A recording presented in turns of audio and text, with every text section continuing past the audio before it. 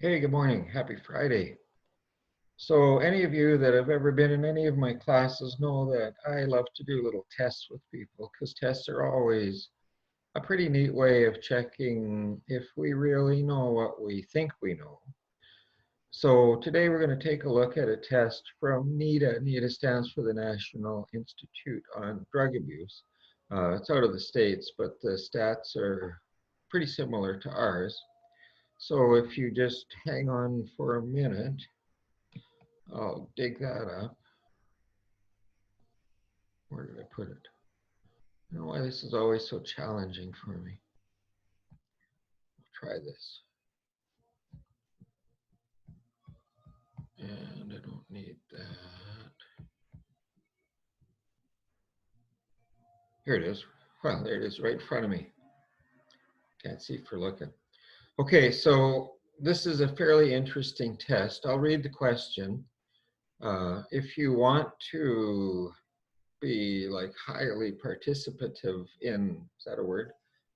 If you really want to participate in this, go get a pencil and a piece of paper, but I'll also put a link to a paper test if you want that, and also the link to this when I set this up and show it to you. So first question, the percentage of teens who drink alcohol has increased over the last 10 years, true or false?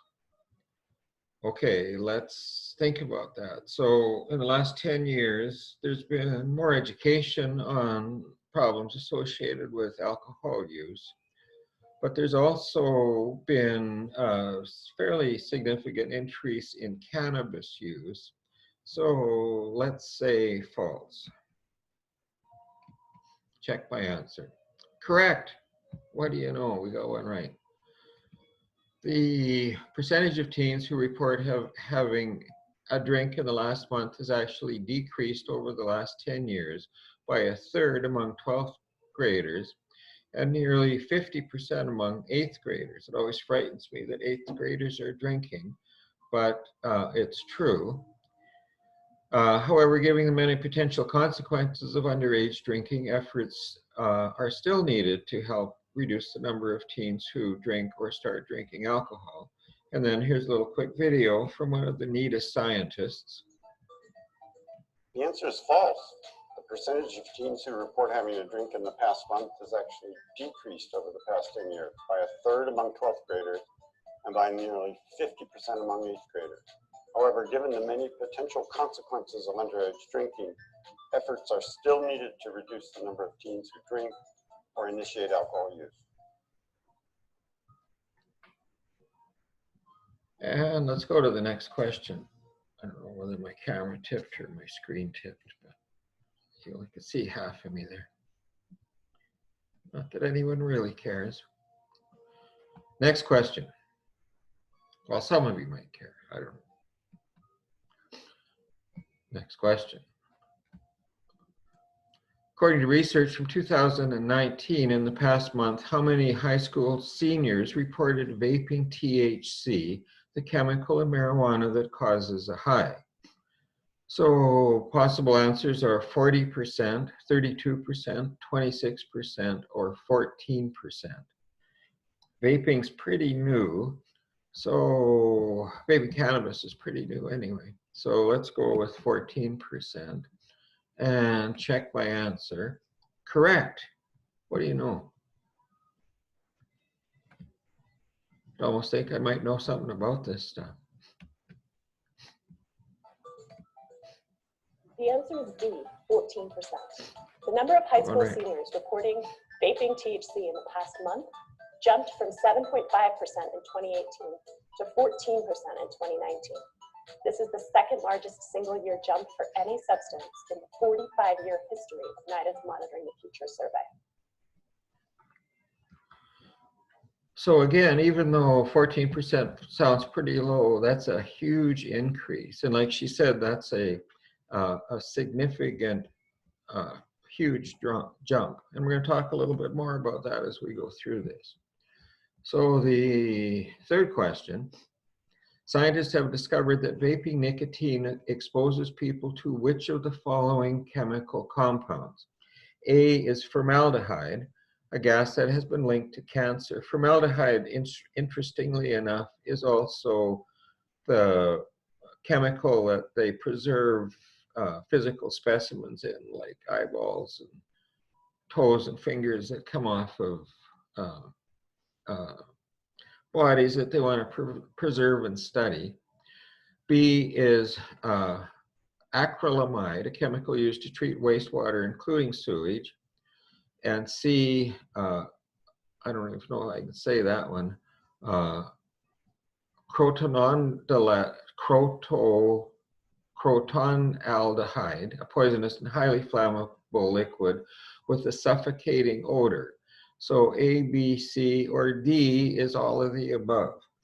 And one of the things that I learned in all of my years about multiple choice tests is that most of the time when there's an all of the above, it's probably all of the above. So let's go with that one.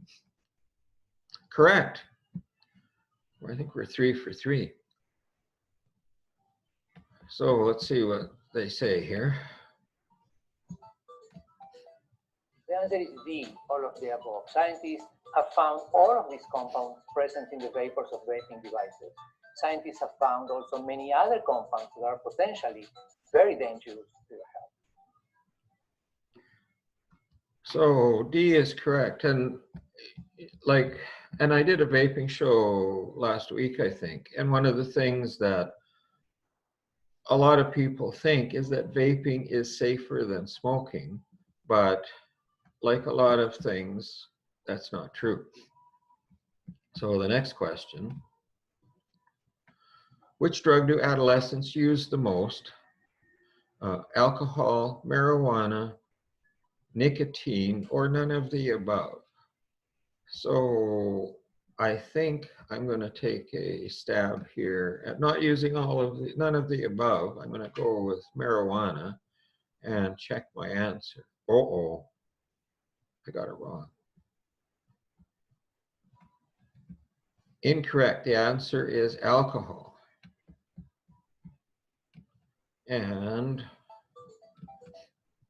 the answer is A, alcohol. Although alcohol use continues to decline among high school students, in 2019, more than 52% of high school seniors reported using alcohol in the past year. This compares to 35.7% who reported using marijuana and 35.3% who reported vaping nicotine in the same time period.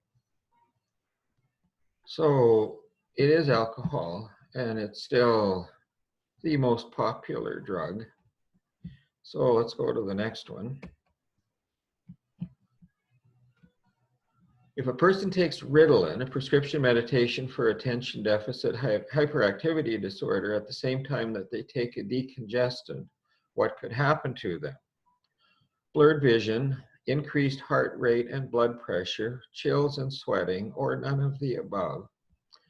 And let's go, Ritalin's a stimulant, and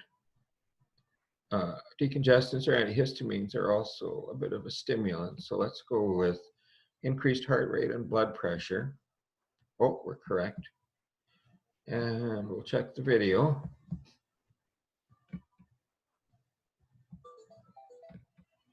The answer is B, an increase in heart rate and blood pressure.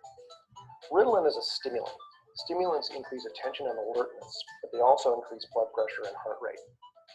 Some over-the-counter cough medications, like decongestants, can also raise blood pressure and heart rate. And so if you combine them, you risk damaging your heart by raising blood pressure and heart rate too much. It's always a mistake to combine prescription medications with over-the-counter drugs unless a doctor approves it first. And most of the time, unfortunately, teens aren't checking with their doctors if it's okay to do this or that. Next question. Which statement below is false? A, the liquid in e-cigarettes, whether or not it is flavored, can be toxic. B, unlike cigarettes, vaping nicotine does not affect the development of the brain's reward system. C, some e-cigarettes contain high levels of metal like nickel and chromium. And D, early studies suggest that teens who vape are at greater risk of smoking cigarettes in the future. So I would say B, unlike cigarettes, vaping nicotine does not affect the development of the brain's reward system. That is definitely false. Check my answer. Correct. Surprise, surprise. And see what this fella has to say. The answer is B. Whether you smoke or vape, nicotine affects the brain. And since the brain is developing into the mid-20s, kids who expose themselves to nicotine are putting themselves at risk for long-lasting health effects. And that's what I said. And the next question. Number 7, research shows that young people's brains keep developing well into their 20s. What effect could alcohol have on the development of the brain? A, cause cognitive or learning problems. B, affect the brain structures and functions. C, sharpen your cognitive function. D, none of the above. E, A and B. Or F, all of the above. Let's go with E, A, and B, which are cause cognitive or learning problems and affect brain structure and function. So check my answer. Correct again. And we'll listen to the explanation about that.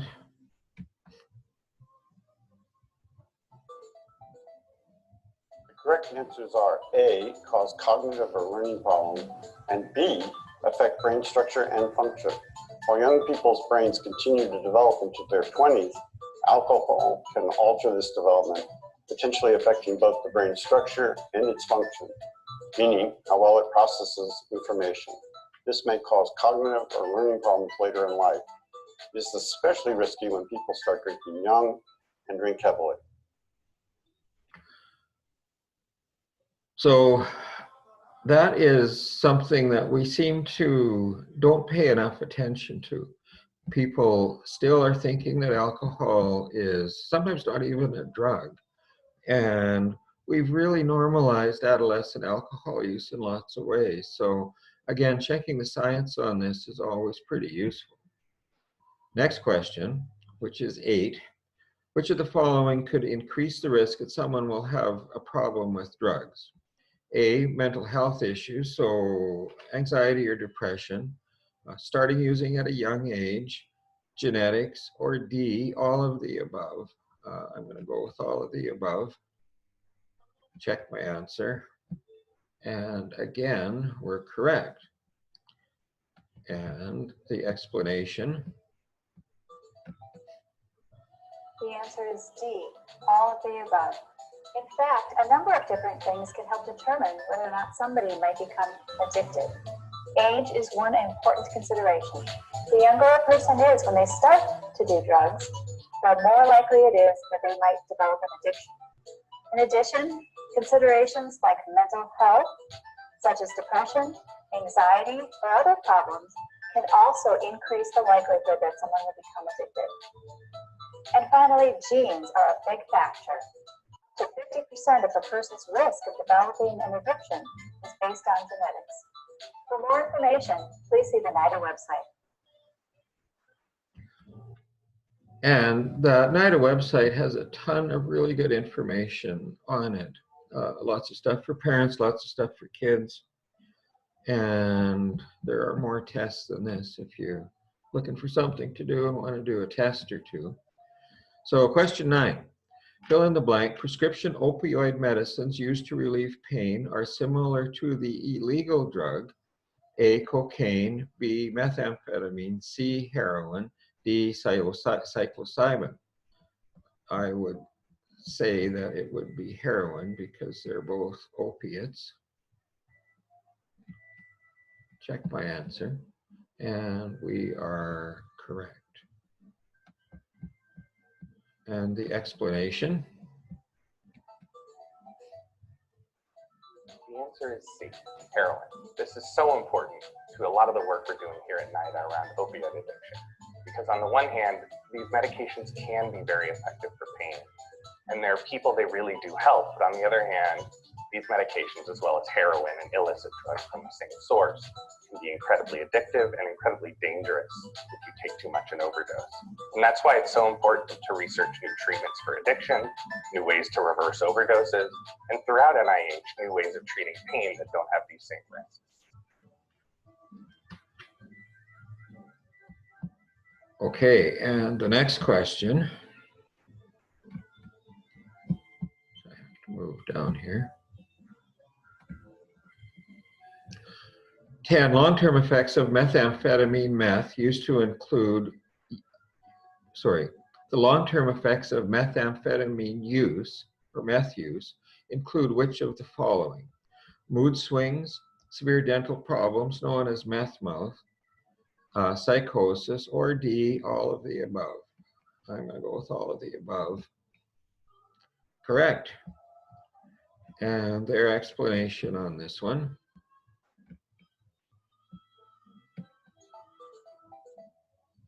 The answer is D, all of the above. Continued use of methamphetamine can have long-lasting effects that include mood swings, severe dental problems, and psychosis. Other long-lasting effects of methamphetamine use can include the development of addiction, difficulty sleeping, severe weight loss, problems with thinking, memory, and emotion, and the development of paranoia. And most of you will be aware that we're having a significant methamphetamine problem in Saskatchewan at the moment. And I have seen all of those issues with people that I've worked with. So it's, you know, it's easy to discount stuff as well. That's not really true, but that is actually really true. 11, which medicine, if given right away, can reverse the effects of a heroin or opioid overdose and prevent death? Methadone, oxycodone, naloxone, or hydrocodone? Let's try naloxone. Again, we're correct. And the explanation. The answer is C, naloxone. When somebody overdoses from an opioid like heroin, their breathing slows down or even stops. Naloxone is a medication that can restore breathing and save the person's life. And if you're aware of this, there are naloxone kits available from the health district that if you're in a community or in a group there that there is opioid use, you can get a naloxone kit to carry with you in case you need to help somebody who has overdosed. The question 12, Brainiac. Brain research has shown that addiction harms the brain in at least 3 ways. One of them is that it weakens regions of the brain that help a person make good decisions and control their impulses. What is the name for that part of the brain? A, the nucleus accumbens, B, the prefrontal cortex, C, the amygdala, or D, the hippocampus. So making decisions and controlling impulses would be prefrontal cortex. That's our thinking part. And we're correct.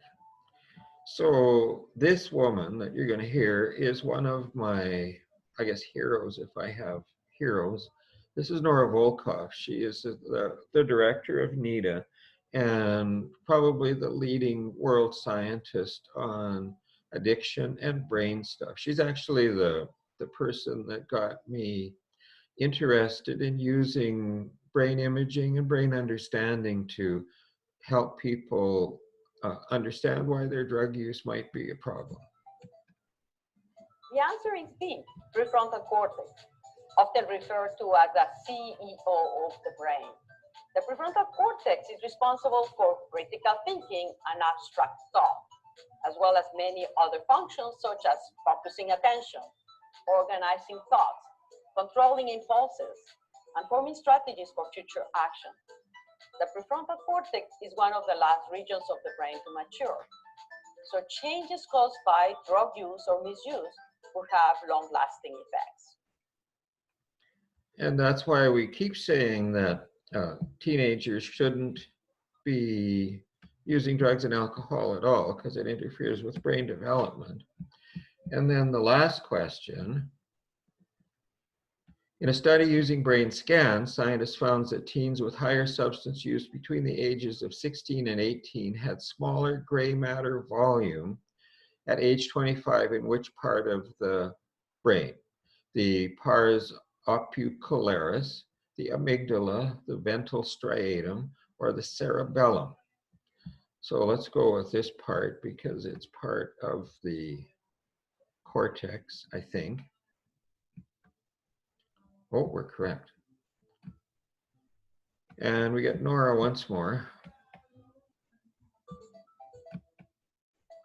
That was a tough one. But the answer is A, pars opercularis. The pars opercularis is part of the prefrontal cortex, and it was found to have smaller volume in teenagers that had consumed drugs when they were 16 to 18 years of age. The pars opercularis is necessary to help you make decisions, and it will not be fully mature until after you finish high school. And again, that's kind of what I'm always talking about, is that we need to look after our brains. We need to care about what we're doing. I'm going to stop this share here. And well, I'll go to, there's one more next screen. Maybe it'll tell us how we did. We got 12 out of 13. So if you do this online, you can then download that certificate and hang it on your wall if you did well. I'm going to stop this share and just chat with you a little bit here. So like, again, when we're looking at this stuff, we need to understand that even though we like something, it doesn't necessarily mean that it's okay. So there's lots and lots of research, lots and lots of science around adolescent substance use. And in lots of ways, I really push the idea that the name of the drug doesn't matter. It's really easy for people to minimize what they're doing and say, well, I'm just smoking weed, I'm not doing heroin, or I'm not smoking crack, or I'm not doing meth. But cannabis really interferes with brain development and brain function, as does alcohol. So as always, everybody, be careful out there, have a good weekend, and I will be back on Monday. You take care. Thank you. I'll have to pause the recording.